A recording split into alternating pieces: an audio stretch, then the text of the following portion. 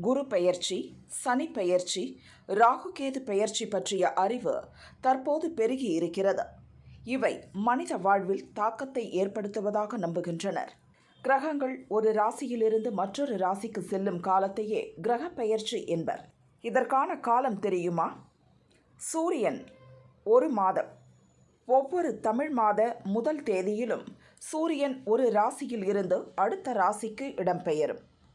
உதாரணமாக ஆவணி என்பது சிம்ம ராசியில் சூரியன் இருக்கும் காலம். இதை அடுத்து கன்னிக்கு பெயர்ந்துவிட்டால் அது புரட்டாசி மாதம். சந்திரன் 2.5 நாட்கள். இது எந்த ராசியில் இருக்கிறதோ அந்த ராசியினர் மனபலம் இழப்பர். இதையே சந்திராஷ்டமம் என்பர். புதன் ஒரு மாதம். வியாழன் என்ற குரு ஒரு வருடம். வெள்ளி என்ற சுக்கிரன் ஒரு மாதம். சனி 2.5 வருடம். ராகு கேது 1.5 வருடம்.